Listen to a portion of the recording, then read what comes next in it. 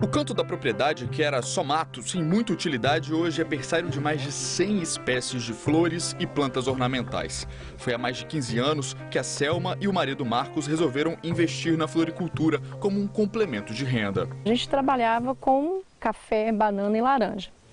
Fomos gostando de planta e fomos começando a mexer com as plantas, né? E hoje a gente dedica mais o tempo às flores mesmo.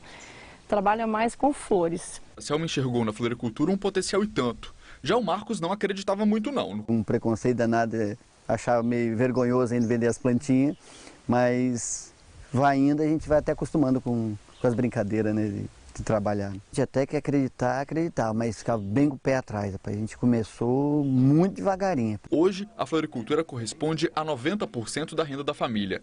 A produção aqui é variada, vai de floragens e entulhos a cactos e suculentas. As suculentas são essas plantas ornamentais que viraram moda nos últimos tempos. Viraram o auge da moda atualmente, até para casamento. É o destaque atualmente, são os cactos e suculentas.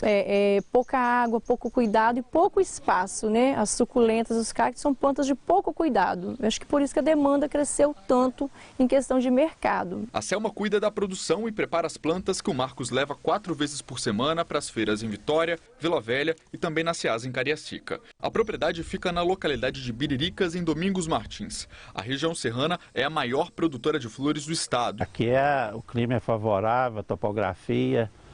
Então é porque ele pega, igual o Domingos Martins, né? Pega uma região desde 200 metros de altitude vai até acima de 1.500 metros. E a cada microclima tem a diversidade de planta diferente que adapta aquele lugar. Mas a região serrana é uma região de grande aptidão agrícola para a área de atividade de floricultura. Mesmo com a alta lucratividade, também com o clima bom aqui da região serrana, que é propício para a produção de flores, 80% do que é consumido aqui no Espírito Santo vem de outros estados. O desafio para o produtor acaba sendo aumentar a produtividade e alcançar esse mercado consumidor. Eu acho que falta a gente se profissionalizar mais, ter mais, assim, mais conhecimento, aprender mais. A gente tem muito que aprender ainda. Para crescer, a gente tem muita coisa para aprender. A qualidade não perde nada para Minas nem São Paulo. Ele está precisando mais profissionalização. Então, uma abertura, uma consolidação, a gente fala consolidação do mercado. Então, o produtor profissionalizar e está atendendo melhor o mercado. E com certeza eles vão ter essa área de expansão na atividade. Está faltando, o que eu vejo, é uma política pública voltada. Igual tem política pública voltada para o café, para a piscicultura, para a pesca, então é uma política voltada para isso. Com um mercado tão grande para ser explorado e retorno garantido, o Marcos mudou a visão dele. Investir mais, né? Porque a gente sempre fica com medo de investir e ficar com a planta parada, né? Então é investimento parado. Então, mas a gente está tomando um pouquinho de coragem e a gente vai investir um pouco mais também. E são nas flores que a gente vê o balé das abelhas. É dessa dança que elas fazem a polinização das plantas e produzem o mel.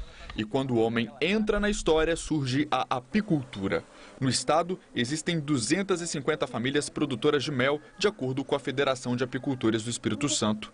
Na comunidade de Três Barras, em Fundão, conhecemos o André. Ele trabalhava com cafeicultura, mas o mel veio de um jeito inesperado. Por coincidência, apareceu um enxame lá na lavoura de café. Aí despertou interesse. Aí buscamos capacitações, né, conhecimento através do Incapé. Fizemos um curso básico. E de lá para cá o trem começou a deslanchar, mais ou menos 12 anos atrás. 12 anos depois, o complemento de renda virou fonte principal. Hoje, André tem 90 colmeias em produção. Uma das vantagens da criação de abelhas é que ela não precisa de muito espaço e pode ser feita em conjunto com outros produtores, por exemplo, de café e de eucalipto. Essas caixas aqui foram instaladas há mais ou menos 3 meses, justamente para a florada do café. Essa propriedade onde ele instalou as colmeias é uma das parceiras na produção de mel. Não precisa de uma área grande para instalar o apiário, porém a área que precisa ser grande é a área onde existem as plantações, que é aí onde elas vão fazer o trabalho de coletar néctar e o serviço de polinização. André faz a colheita dos quadros e do campo são levados para a casa de mel, onde acontece o beneficiamento. O espaço foi adaptado nos fundos da casa do André. O primeiro passo do beneficiamento é retirar a cera que lacra os quadros com mel. Depois eles vão para a centrífuga. O mel que se solta vai para um decantador, onde vai ficar pelo menos 4 horas. Hoje todo esse processo é manual, o que reduz a capacidade de produção. Para os apicultores, falta uma casa de extração mais moderna, onde o processo poderia ser feito. A produção anual do Espírito Santo é de 500 toneladas de mel por ano. Parte disso é vendida em torno da casa do apicultor, parte fica aqui no estado e parte vai para empresas que exportam mel.